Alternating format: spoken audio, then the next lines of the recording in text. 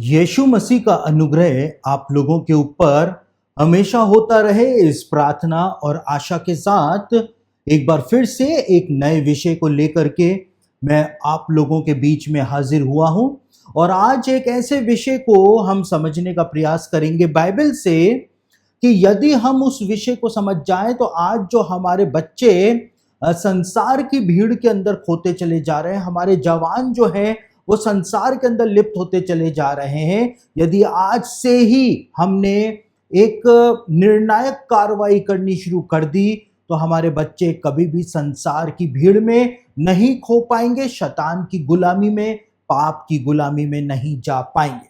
आज मैं एक ऐसे विषय को आपके सामने लेकर के आया हूं जो हमारे परिवारों के अस्तित्व के ऊपर जिसने सवालिया निशान लगा करके रख दिया है।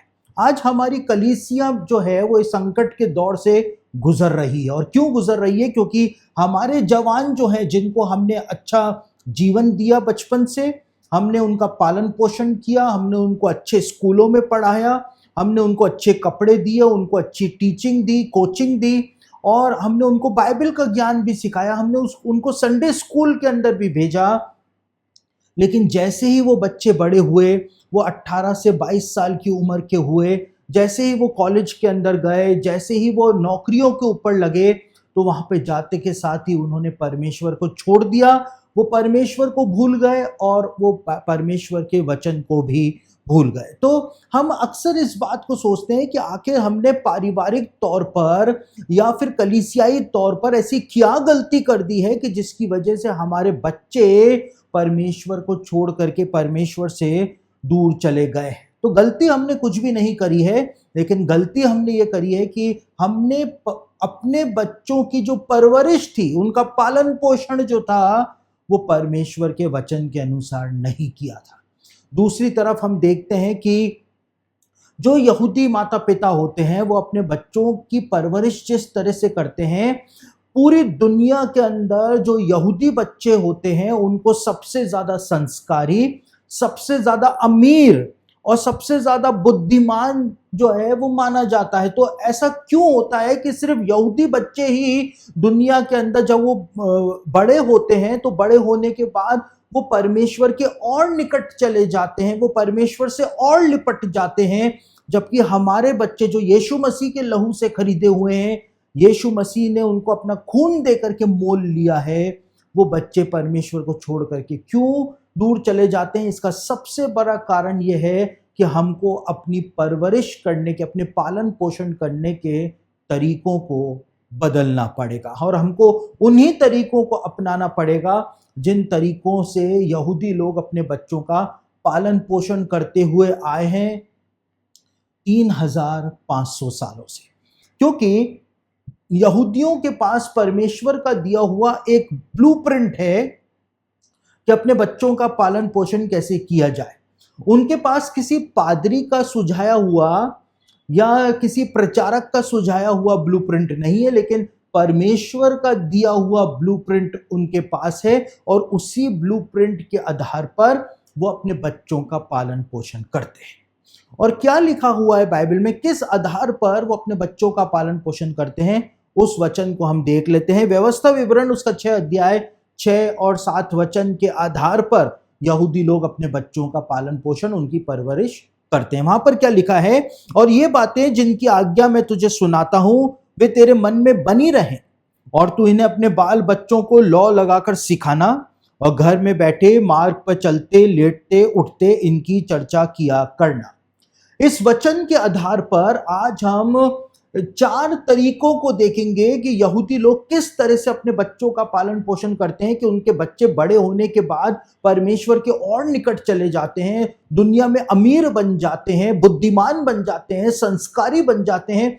ऐसा वो अपने बच्चों को क्या सिखाते हैं या अपने बच्चों की वो किस प्रकार से परवरिश करते हैं कि उनके बच्चे जो हैं वो दुनिया के दूसरे बच्चों को पीछे छोड़ करके कैसे इतना आगे चले जाते हैं, उन बातों को हम देखने की कोशिश करेंगे और 4 बिंदुओं को मैं आज आपके सामने रखने जा रहा। तो हिब्रू कल्चर जो है, इब्रानी संस्कृति जो है, उसका सबसे पहला और सबसे शक्तिशाली रहस्य बच्चों को जो बड़ा करने का, बच्चों को पालने का है, वो ये है कि वो इस बात को मानते हैं कि माता पिता के मुंह से निकलने वाले शब्दों के अंदर असीमित शक्ति होती है। नीति वचन 18 अध्याय उसके 21वें वचन के अंदर लिखा हुआ है कि जीव के वश में मृत्यु और जीवन दोनों होता है, और जो उसका सदुपयोग करना जानते हैं वो उसका फल पाएंगे। तो ये नीति वचन के अंदर लिखा हुआ है, और हम कभी भी इन वचनों के ऊपर ध्यान नहीं देते हैं, और हम अपने बच्चों के लिए गलत गलत बातें भी अपने मुंह से बोल देते हैं। कैसे बोल देते हैं? कई बार पिता जो होते हैं अपने बेटे को कहते हैं कि तुझको तो कोई नौकरी पर भी नहीं रखेगा। कई बार पिता जो है अपने बेटे को श्राप देते हैं और कहते हैं कि तुझको तो चपरासी की नौकरी पर भी कोई नहीं रखेगा, तू जिंदगी में कुछ भी नहीं कर सकता है। कई बार माँ जो है अपनी बेटी को बोलती है कि तू शादी के बाद कभी सुखी नहीं रहेगी, तेरे साथ तो ऐसा होगा, तेरे साथ तो ऐसा होगा। तो इस तरह से माता पिता जो हैं वो अपने बच्चों को अपने ही मुंह से श्राप दे देते हैं। और नीति वचन में लिखा हुआ है कि जीव के वश में मृत्यु और जीवन दोनों होते हैं, और जो उसका सदुपयोग करना जानते हैं केवल वो ही उसका फल पाते हैं। और इस तरह से बच्चों के जीवन के ऊपर माता पिता जो हैं वो खुद ही कर्ज इंपोज कर देते हैं। कई बार पिता जो होता है या माता जो होती है अपने बच्चों को कहती हैं कि पड़ोस वाले का बच्चा जो अफसर बन जाएगा, तू ही है जो घर में निठल्ला बैठा रह जाएगा। और फिर बाद में वैसा का वैसा ही उनके बेटे के साथ, उनकी बेटी के साथ होना शुरू हो जाता है। पड़ोस वाली की बेटी की तो अच्छे ऑफिसर से शादी हो जाएगी, तू ही ऐसी बैठी रह जाएगी। बिल्कुल वैसा का वैसा हो जाता है, क्योंकि जीव के वश में मृत्यु और जीवन दोनों होता है। तो आप उन बातों को बोल करके भूल जाते हैं, लेकिन दुष्ट आत्माएं जो हैं वो अदृश्य जगत में, अंधकार के जगत में दुष्ट आत्माएं आपके शब्दों को आपके बच्चों के लिए पकड़ लेती हैं, और उसके बाद आपके बच्चों का भविष्य वो वैसा ही बनाने का प्रयास करती हैं। लेकिन यहूदी लोग इस तरह से अपने बच्चों का पालन पोषण नहीं करते हैं। यहूदियों के अंदर एक प्रथा पाई जाती है जिसको क्या कहा जाता है, शबात। और शबात जो होता है यानी सबत का दिन जो होता है, उसमें जब सब घर में होते हैं तो जो यहूदी पिता होते हैं वो अपने बच्चों को अपने पास बुलाते हैं, डांटने के लिए नहीं, मारने के लिए नहीं, फटकार लगाने के लिए भी नहीं, लेकिन यहूदी पिता अपने बच्चों को अपने पास बुलाते हैं। और पिता जो होता है वो एक एक बच्चे के सिर के ऊपर हाथ रख करके एक ब्लेसिंग को अपने बच्चों के ऊपर बोलता है। और क्या बोलता है? गिनती की पुस्तक उसका 6 अध्याय 24 से 26 के अंदर जो लिखा हुआ है, एक यहूदी पिता हर सबत के दिन अपने बच्चों के सिर पर हाथ रख के वो ब्लेसिंग जो है उनके जीवन के ऊपर वो लागू कर देता है। वहां पर लिखा हुआ है गिनती की पुस्तक 6 अध्याय 24 से 26 के अंदर कि यहोवा तुझे आशीष दे और तेरी रक्षा करे, यहोवा तुझ पर अपने मुख का प्रकाश चमकाए और तुझ पर अनुग्रह करे। तो यहूदी पिता जो होते हैं वो अपने बच्चों का वर्तमान देख करके निराश नहीं होते हैं, लेकिन वो अपने बच्चों के भविष्य को देखते हैं कि परमेश्वर जो है इनके भविष्य को उज्जवल उज्जवल और उज्जवल बना सकता है। मैं आपको एक उदाहरण देना चाहता हूं। एक बेटा था, हॉलीवुड और मसीही जगत की एक महान हस्ती के बारे में मैं आपको बताने जा रहा हूं कि एक बच्चा था जो पढ़ाई के अंदर बहुत ज्यादा कमजोर था, और एक बार जब वो फेल हो गया तो अपना रिपोर्ट कार्ड लेकर के वो रोता हुआ घर पहुंचा और अपने पापा के हाथ में उसने उस रिपोर्ट कार्ड को दे दिया। और जब पापा ने देखा कि मेरा बेटा फेल हो चुका है, तो जो साधारण माता पिता हो वो तो 2 चमाट अपने बेटे को उसी समय रसीद कर दें कि फेल होकर के आ गया, पूरे साल पढ़ा नहीं। लेकिन उस बच्चे का जो पिता था वो बाइबल के सिद्धांतों को जानता था। उसने उस बच्चे को डांटा नहीं, मारा नहीं, फटकारा भी नहीं, लेकिन उस बच्चे के सिर पर हाथ रखा और उसको गले से लगाया और उसको कहा कि बेटे, ये कागज का टुकड़ा जो है वो तुम्हारा भविष्य निर्धारित नहीं कर सकता है, लेकिन तुम्हारा भविष्य जो है वो बाइबल में और परमेश्वर के सामर्थ्य के अंदर छिपा हुआ है। और इस तरह से वो बच्चा जो था वो इतना ज्यादा इनकरेज हो गया कि आगे जाकर के जीवन में वो लड़का जो था, जो बच्चा जो फेलियर था, वो बच्चा आगे जाकर के बहुत बड़ा लेखक बना, बहुत बड़ा मसीही प्रचारक बना और एक बहुत ही सामर्थी वक्ता बना, जिसको आज हम डॉक्टर माइल्स मुनरो के नाम से जानते हैं। यानी कि आप अपने बच्चों को कहीं श्राप तो नहीं दे रहे हैं, आप अपने बच्चों को शैतान के हाथों में तो नहीं सोच रहे हैं। बाइबल का सिद्धांत यह है कि आपके बच्चों का भविष्य रिपोर्ट कार्ड के अंदर नहीं है, मार्कशीट के अंदर नहीं है। आपके बच्चों का भविष्य जो है वो परमेश्वर के हाथों के अंदर परमेश्वर ने लिया हुआ है, क्योंकि वो खून से, यीशु मसीह के खून से वो खरीदे हुए हैं, उनके ऊपर यीशु मसीह के खून की छाप लगी हुई है। कई बार ऐसा हमको देखने को मिलता है कि पिता जो है वो खुद ही अपने बच्चों को श्राप दे देते हैं, लेकिन बाइबल के अंदर क्या लिखा हुआ है? बाइबल के अंदर लिखा हुआ है कि जो नूह था, नूह ने अपने बेटों को जो आशीर्वाद दिया था वो उसके बेटों के ऊपर फला। जो श्राप नूह ने कनान को दिया था वो श्राप एक पिता होने के नाते उसके ऊपर फला। आगे हम देखते हैं कि इसहाक जो था उसने याकूब और एसाव को जो जो बातें कही थी वो शब्द ब शब्द आज के दिन तक भी, इतने हजारों साल बीतने के बाद भी आज भी वो भविष्यवाणियां जो हैं, वो आशीषें जो हैं वो पूरी हो रही हैं। याकूब ने मरने से पहले जो आशीर्वाद दिया था वो भविष्यवाणियां, वो आशीर्वाद जो है वो आज भी इजराइल के एक एक गोत्र की जमीन के ऊपर पूरा हो रहा है। मूसा ने मरने से पहले जो आशीर्वाद दिया था वो आशीर्वाद जो है वो इजराइल के ऊपर आज भी पूरा हो रहा है। यानी कि पिता जो होता है उसको परमेश्वर ने अपने बच्चों के लिए एक भविष्यवक्ता बनाया होता है। जो पिता अपने मुंह से बोल देता है उसके बच्चों की नियति जो है, डेस्टिनी जो है वो बिल्कुल वैसी की वैसी बन जाती है। तो आप अपने बच्चों को किस तरह से पाल रहे हैं? शराब देते हुए, गलत बातें उनके ऊपर इंपोज करते हुए पाल रहे हैं, या फिर आप उनको आशीष देते हुए परमेश्वर के हाथों में सौंपते हुए उनका पालन पोषण कर रहे हैं? आप किस तरह से अपने बच्चों का पालन पोषण कर रहे हैं? तो ये पहली बात थी कि यहूदी पिता जो हुआ करते थे वो अपने बच्चों के ऊपर, आज भी जो यहूदी पिता होता है वो अपने बच्चों के सिर के ऊपर हाथ रख के गिनती की पुस्तक में दिया हुआ जो बेनेडिक्शन है, आशीष वचन है, वो अपने बच्चों के ऊपर वो रखते हैं ताकि वो बच्चे ब्लेस हो सके। दूसरा रहस्य जो यहूदी लोगों की परवरिश का है अपने बच्चों की, वो है कि वो परमेश्वर के वचन को मीठा और आदरमान अपने बच्चों के सामने प्रस्तुत करते हैं। आज सबसे बड़ी प्रॉब्लम यह है कि हम खुद तो वचन पढ़ते नहीं और अपने बच्चों से हम एक्सपेक्ट करते हैं कि हमारे बच्चे जो हैं बड़े होकर के परमेश्वर का वचन पढ़ें, परमेश्वर के वचन को याद करें। जब हमने वो उदाहरण पेश नहीं किया तो हमको एक्सपेक्टेशन भी फिर नहीं रखनी चाहिए। यहूदी लोग जो हैं जब उनके बच्चे 3-4 साल के हो जाते हैं तो वो स्लेट पेंसिल लेते हैं, स्लेट लेते हैं और स्लेट के ऊपर वो परमेश्वर के वचन के अक्षरों को लिखते हैं, शब्दों को लिखते हैं, परमेश्वर के नाम को लिखते हैं या बाइबल की आयतों को उसके ऊपर लिखते हैं और उसके बाद उस स्लेट के ऊपर वो शहद को, यानी कि हनी जो होता है, उसको डाल देते हैं और फिर बच्चों को कहते हैं अब बच्चे इसको चाटें।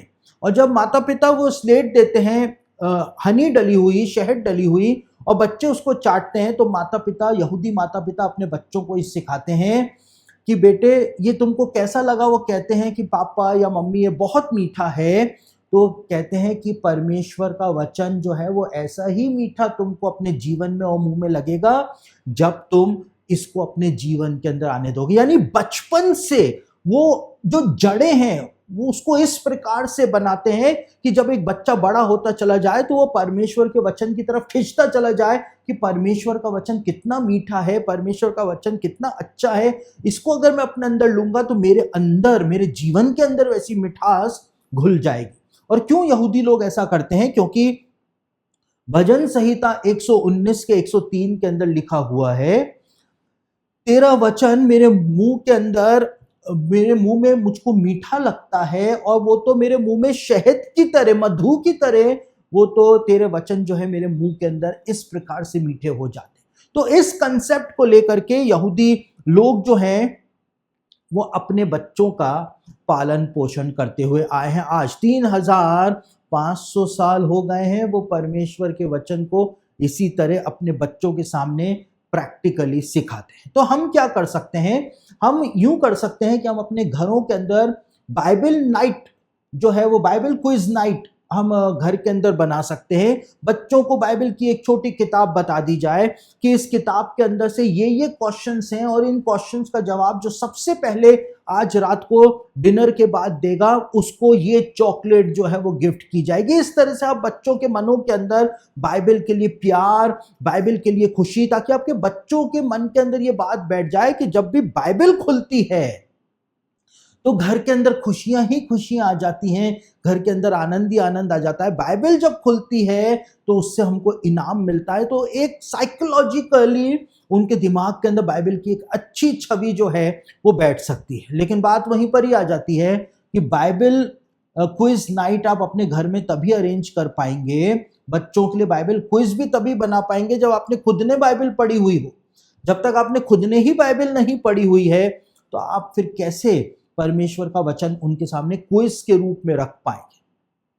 मैं अपनी बात बताऊं तो मैं जिस बैकग्राउंड से आया हूं, हमारे समय के अंदर सोशल मीडिया होता नहीं था और ये ऑनलाइन टीवी का चलन जो था वो भी उस समय नहीं था, जो क्रिश्चियन टेलीविजन नेटवर्क्स थे वो भी नहीं थे। तो हम लोग जो मैगजीन्स आती थी उस जमाने में, उदयपुर के अंदर जो डॉक्टर थॉमस मैथ्यूज मैगजीन निकाला करते थे, क्रॉस एंड क्राउन, उसमें बाइबल की भविष्यवाणियों के बारे में वो लिखा करते थे।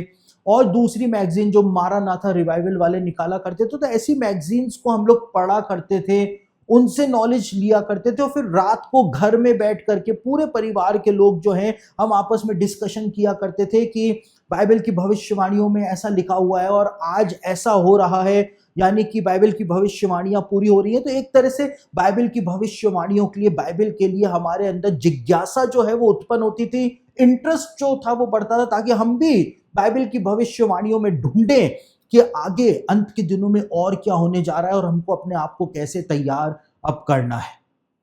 तो इस तरह की हेरिटेज जो है वो हमने खो दी। और क्यों खो दी है? क्योंकि आज सोशल मीडिया आ गया है। हमारे बच्चे जो हैं वो 90 सेकंड की रील देख करके बाइबल स्कॉलर बनने की राह पर निकले हुए हैं, जो कि कदापि कदापि नहीं हो सकता है। परमेश्वर का वचन जो है वो डेडिकेशन मांगता है, कमिटमेंट मांगता है, मेहनत मांगता है, तपस्या मांगता है। जब आप वो करेंगे तभी आपको परमेश्वर के वचन का प्रकाशन मिल सकता है। अपने बच्चों के हाथों में स्मार्टफोन पकड़ाने की बजाय उनके हाथ में बेस्ट से बेस्ट बाइबल जो है वो देने का प्रयास करें, स्टडी बाइबल देने का प्रयास करें कि आपके बच्चे जो हैं उनकी रूट इतनी मजबूत हो जाने पाए कि कोई अगर उनको कॉलेज के अंदर, स्कूल के अंदर कोई साथी स्टूडेंट उनको सिगरेट पिलाने का प्रयास करे या उनको शराब का ऑफर दे या दूसरे पापों की तरफ लुभाने का ऑफर दे, तो आपके बच्चे जो है वो तुरंत उसको रिजेक्ट कर दें, रिफ्यूज कर दें। अपने बच्चों को जिम्मेदारी दें, उनको आत्मिक तौर से बढ़ाएं। बेस्ट से बेस्ट स्टडी बाइबल, आपके बच्चों को हिंदी नहीं आती, इंग्लिश में बेस्ट से बेस्ट स्टडी बाइबल हैं, आप अपने बच्चों को वो प्रदान करें। ऐसे प्रचारकों को और ऐसे यूट्यूबर्स को देखना अपने बच्चों का बंद करवाएं जो पादरियों के खिलाफ आपके बच्चों को भड़काते हैं और पादरियों के खिलाफ आपके बच्चों के अंदर अभी से ही उनकी जमीन जो है, दिल की जमीन बहुत मुलायम मखमली है। उनकी गलती नहीं है, क्योंकि जैसा बीज उनके अंदर बोया जाएगा वैसी ही फसल 2-3 साल 5 साल बाद उत्पन्न होगी। मैं आपको एक बात बताता हूं, बीते दिनों प्रभु ने यह अद्भुत प्रकाशन जो था वो मुझको प्रदान किया था। क्या किया था? बाइबल के अंदर इस बात को बताया गया है कि इंसान जो है उसको परमेश्वर ने मिट्टी से बनाया, यानी कि हम मिट्टी हैं। और परमेश्वर ने इस बात को कहा कि मिट्टी जो है, जमीन जो है, वो अपने अकॉर्डिंग टू इट्स काइंड, जो बीज डाला जाएगा मिट्टी के अंदर अकॉर्डिंग टू इट्स काइंड, यानी अपने बीज के अनुसार ही पृथ्वी जो है, मिट्टी जो है वो फल उत्पन्न करेगी, फसल उत्पन्न करेगी। और हम मिट्टी के बने हुए हैं, यानी कि हमारा नेचर जो है, हमारी प्रवृत्ति जो है वो मिट्टी की प्रवृत्ति है। जैसा बीज हमारे अंदर डाला जाएगा, अगर खराब बीज हमारे अंदर डाला गया, जंगली बीज हमारे अंदर डाला गया, तो ऐसा नहीं है कि वो जंगली बीज जो है वो फर्टाइल नहीं होगा, वो पनपेगा नहीं, वो बड़ा नहीं होगा। लेकिन हमारी प्रवृत्ति मिट्टी की प्रवृत्ति है। जैसा बीज हमारे अंदर डाला जाएगा, बीज चाहे कोई सा भी हो, लेकिन हमारा नेचर ऐसा है, मिट्टी के बने हुए हम उस बीज को फलवंत करेंगे ही करेंगे और उसके फल उत्पन्न करेंगे ही करेंगे, चाहे वो जहरीले फल हो, चाहे वो मीठे खाने वाले फल। तो इसी प्रकार से आप कैसा बीज अपने बच्चों के जीवन में बोने दे रहे हैं? क्या कोई ऐसे यूट्यूबर को आपके बच्चे देख रहे हैं जो सिर्फ पादरियों के खिलाफ आपके बच्चों को भड़का रहे हैं, साजिश रच रहे हैं, क्योंकि उनके अंदर जो जहर है वो आपके बच्चों के मुलायम मखमली जमीन के ऊपर बीज के रूप में वो बो रहे हैं। कल जो फसल उगेगी और उसको जब आपको काटना पड़ेगा तो आपके आंसू निकल जाएंगे। आज आपके पास अधिकार है। अगर आपके बच्चे ऐसे यूट्यूबर्स को सुनते हैं, ऐसे पास्टरों को सुनते हैं जो दूसरों के खिलाफ ही बोलते रहते हैं कि वो ऐसा है, वो ऐसा है, वो ऐसा है, वो ऐसा है, आप इंटरनेट काट दीजिए अपने बच्चों का। अपने बच्चों का फ्यूचर बनाना आपका काम है। आप क्या कर रहे हैं? अपनी जिम्मेदारी को निभाएं, वरना परमेश्वर आपका वो भयानक न्याय करेगा, आपको मुसीबत हो जाएगी। क्योंकि फ्री में तो इस पृथ्वी से कोई भी नहीं जाता है, हिसाब किताब चुका करके ही जाना पड़ता है। ध्यान रखिए, जो बीज आप आज बोएंगे कल वही कांटे बन करके आपको चुभेंगे। इससे अच्छा है कि आप एक अच्छी फसल की पैदावार करें, ताकि जब आप आनंद के साथ उसको काटें, जब वो आपके बच्चे जवान हो जाएं, तो आप ही को वो सुख जो है वो भोगने को मिलेगा। तो इस बात का ध्यान रखें, अपने बच्चों के जीवन में वचन का बीज बोएं, उनको बाइबल पढ़ना सिखाएं, उनको बेस्ट से बेस्ट स्टडी बाइबल दिलाएं। अब आप कहें कि बाइबल फ्री में नहीं मिल सकती है, तो फ्री के अंदर मिली हुई चीज की कोई वैल्यू नहीं होती है। इस बात को हमेशा याद रखें। हमको उद्धार फ्री में मिला है, हम करते हैं क्या उसकी कदर? अगर यही उद्धार हमको करोड़ों मिलियन डॉलर दे करके मिलता तो हम उसको चाटते, उस उद्धार को यीशु मसीह के तलवे चाटते हम कि हमको उद्धार मिला है। लेकिन फ्री में दे दिया प्रभु ने वो उद्धार, तो हम उसकी कदर नहीं करते। इसी प्रकार से परमेश्वर के वचन को देखिए, परमेश्वर का वचन तो फ्री है, लेकिन उसको छपाने के अंदर तो पैसे लगते हैं ना, बाइबल सोसाइटी के, या और आप किसी थॉमसन एंड नेल्सन की लेते हैं, या आप किसी भी दूसरी संस्था की बाइबल को अगर खरीदते हैं, स्टडी बाइबल को, तो उसको छपाने के अंदर को फ्री में तो छप के उनके पास आई नहीं है। तो उसको छपाने का जो प्रिंटिंग कॉस्ट होती है वो तो लगती ही है। बाइबल सोसाइटी को भी वो प्रिंटिंग कॉस्ट देने पड़ती है। बाइबल सोसाइटी जो है वो अलग अलग देशों से पेपर को इंपोर्ट करके लाती है, तो क्या फ्री में ले आती है क्या? तो आप इस टेंडेंसी को अपने दिमाग से निकालें। ये गुलामों वाली मेंटालिटी है, ये गुलामों वाली मानसिकता है कि मसीही लोग, जो प्रारंभिक मसीही लोग थे, वो अंग्रेजों की तरफ देखते रहते थे कि अंग्रेज कुछ खाने को दे दें या अंग्रेज फ्री में दे दें। इस मानसिकता से बाहर निकलें, ये गुलामों वाली मानसिकता है। लेकिन जब परमेश्वर ने आपको काबिल बनाया है, आप को अगर 250 रुपए की बाइबल मिल रही है तो 500 रुपए दें उसके लिए, ताकि बाइबल सोसाइटी को भी उससे मदद मिल सके। इस तरह से आप अपनी मानसिकता को बनाने का प्रयास करें, ताकि परमेश्वर आपको वैसी ही ब्लेसिंग देने का मन बना सके। जब तक आप देंगे नहीं, तब तक आपको ब्लेसिंग मिलेगी भी नहीं। ये बात भी बाइबल जो है वो बताती है। तो इस बात को हमको समझना पड़ेगा कि अपने बच्चों के लिए हमको बाइबल जो है वो बहुत मीठी बनानी है। हमको बच्चों के लिए बाइबल जो है वो बहुत सरल बनानी है। उनका इंटरेस्ट पूरी तरह से बाइबल की तरफ खिंच जाए, ऐसा हमको बाइबल को बनाना है। तीसरी बात जो है, उसको यहूदी कल्चर के अंदर बार मित्सवा और बैत मित्सवा कहा जाता है। और ये बार मित्सवा और बैत मित्सवा क्या होते हैं?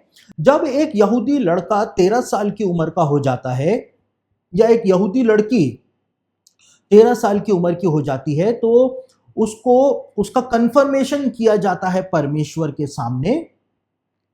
और पूरी जैसे एक बारात निकलती है, ऐसे उन बच्चों को लेकर के आया जाता है, या तो आराधनालय के अंदर, सिनेगॉग में, और या फिर आज यरूशलेम के अंदर जो वेस्टर्न वॉल है वहां पर वैसे ही बच्चों को लेकर के आया जाता है जो 13 साल के हो जाते हैं।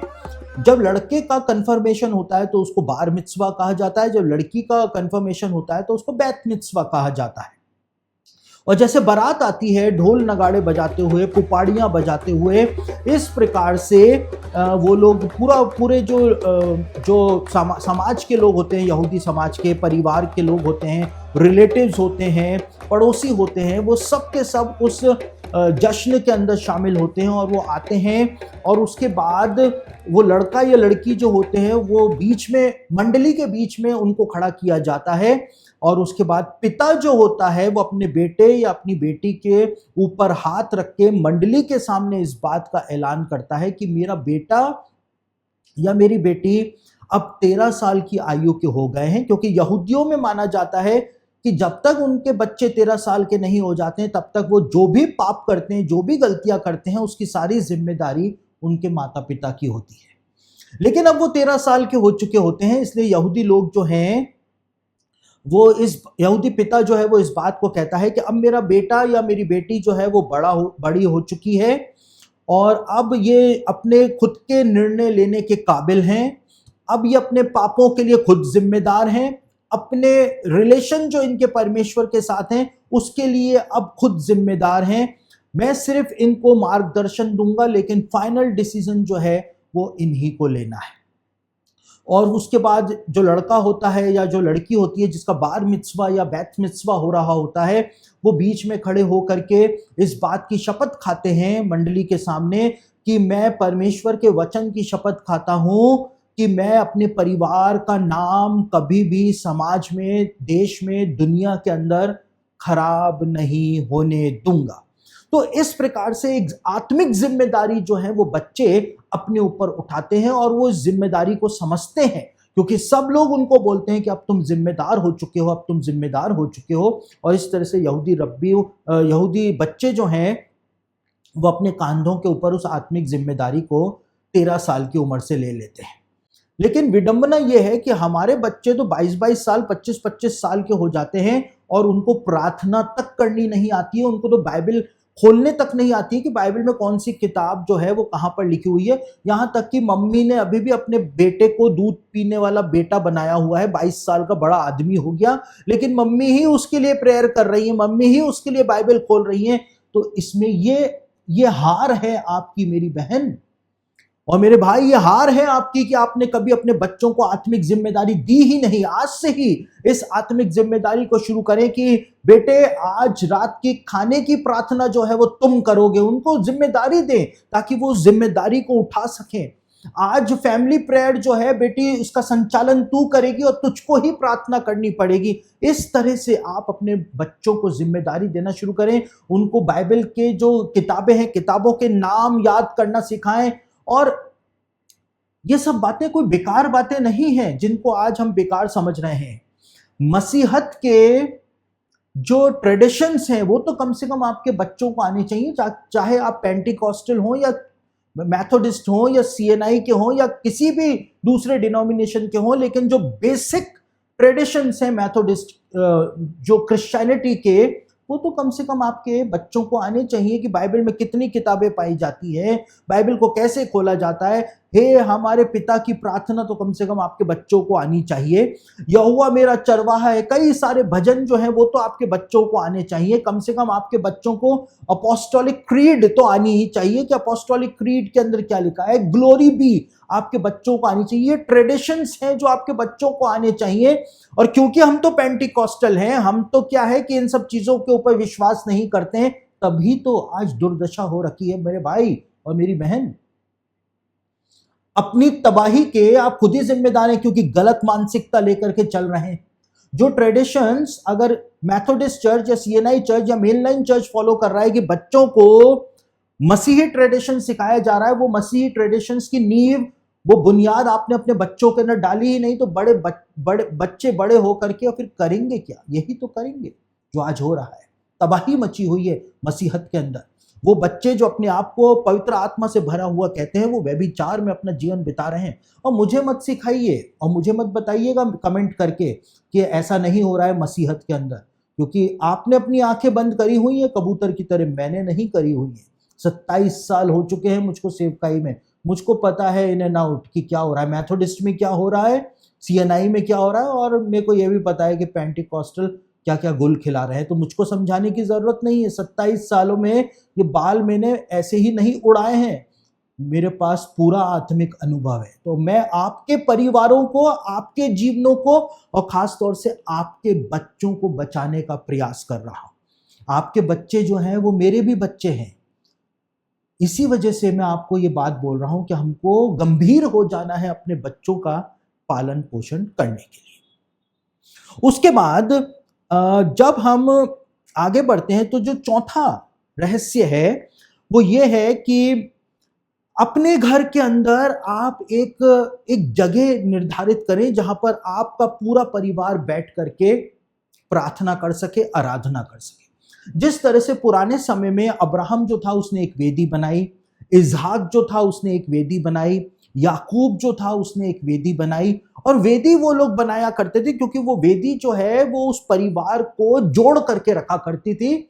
उसी तरह से आप अपने घर के अंदर एक स्पेसिफिक जगह बनाएं और उस जगह के ऊपर कोई दूसरा काम आप ना करें। उस जगह को ऐसा बनाएं कि यहां पर हम बैठ करके केवल आराधना करेंगे, या तो कोई कमरा निर्धारित कर लें, यहां पर बैठ करके हम सिर्फ वचन पढ़ेंगे, पारिवारिक प्रार्थना करेंगे। क्योंकि आप एक सख्त पिता हो सकते हैं, डिसिप्लिन वाले पिता हो सकते हैं जो अपने बच्चों को सख्त डिसिप्लिन में रखते हैं, लेकिन जब आप प्रार्थना के उस जगह पर बैठ करके पारिवारिक प्रार्थना में अपने आंसू बहा रहे होंगे अपने बच्चों के लिए, तो उसका इम्पैक्ट आपके बच्चों के ऊपर पड़ेगा। जब आप एक माँ हैं, आप वहां पर बैठ करके पारिवारिक प्रार्थना जब कर रहे होंगे, वहां पे अन्य अन्य भाषा में आप प्रार्थना कर रही होंगी, तो उसका इम्पैक्ट पड़ेगा आपके बच्चों के ऊपर, और वो समझेंगे कि हमारा पिता जो है वो सिर्फ बाहरी तौर से इतना सख्त है, लेकिन अंदर जब वो प्रभु के सामने आता है तो प्रभु के सामने वो कैसा हो जाता है। ये चीजें उनके ऊपर इम्पैक्ट डालेंगे।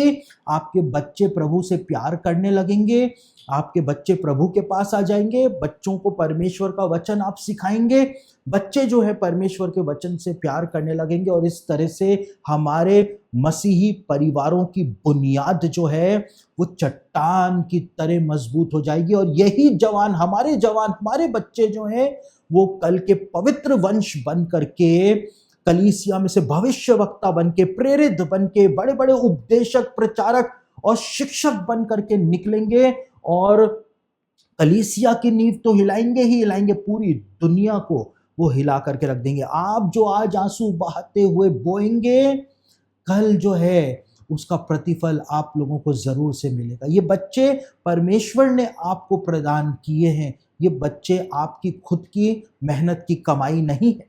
यहूदियों के अंदर ऐसा माना जाता है, अभी मेरी रीसेंट एक लेटेस्ट बुक आ रही है जिसका नाम मैंने रखा है सेक्स वासना से विजय तक। उसका नाम मैंने रखा है कि कैसे वासना से विजय तक हम लोग जा सकते हैं। और उस किताब के अंदर मैंने इस बात को भी लिखा है कि यहूदियों के अंदर ऐसा माना जाता रहा है कि जब एक बच्चे का जन्म होता है, तो बच्चे का जन्म जब होता है तो उसमें दो लोग नहीं, पति पत्नी नहीं, लेकिन एक तीसरा व्यक्तित्व भी उस बच्चे के जन्म के अंदर शामिल होता है। तीन लोगों की साझेदारी से एक बच्चे का जन्म होता है। यहूदी लोग मानते हैं पहला होता है पति, दूसरी होती है पत्नी, और तीसरा होता है परमेश्वर। बिना परमेश्वर की सहभागिता के, साझेदारी के एक बच्चे का जन्म, एक बच्चे का यहाँ तक कि गर्भ धारण भी, कंसीव भी एक स्त्री नहीं कर सकती है बिना परमेश्वर के। और वो क्यों ऐसा मानते हैं? क्योंकि हवा ने जब कैन को जन्म दिया तो हवा ने इस बात को कहा कि मैंने आदम की सहायता से एक पुरुष को नहीं पाया है, वहां पर लिखा है मैंने यहोवा की सहायता से एक पुरुष को पाया। यानी कि आदम और हवा तो उस जन्म की प्रक्रिया में शामिल ही थे, लेकिन परमेश्वर जब उस जन्म की प्रक्रिया में शामिल हुआ तब जाकर के एक संतान का जन्म हो पाया था। तो ये बच्चे जो हैं ये आपके अपने नहीं, ये परमेश्वर के बच्चे हैं। परमेश्वर के बच्चों का पालन पोषण आपको करना है, यह आपकी जिम्मेदारी है। अब समय आ गया है कि आप अपनी इस जिम्मेदारी को समझें। आज मैंने अपने संदेश के अंदर काफ़ी कठोर बातें आपको बोली हैं, लेकिन उन कठोर बातों का कहने का जो मेरा उद्देश्य है, जो मोटिव है, वो आपको चोट पहुंचाना नहीं है, लेकिन आपको झंझोड़ करके जगाना है ताकि आप रियलिटी के लिए जाग जाएं, आप लोग व्यर्थ में अपना समय ना गंवाएं। क्योंकि हमने त्राही त्राही मचा दी है मसीहत के अंदर। हमारी जो ये पीढ़ी अब उत्पन्न हुई है, ये पीढ़ी जो है वो 90 सेकंड की रील के अलावा कुछ नहीं जानती हैं। अपने भविष्य को और अपने बच्चों के भविष्य को आप आज भी इनिशिएटिव लेकर के सुधार सकते हैं। फैसला आपका है, वचन सुनाने का काम मेरा था, मेरी ज़िम्मेदारी को मैंने पूरा कर दिया। अब ज़िम्मेदारी उठाने का समय आपका आ गया है।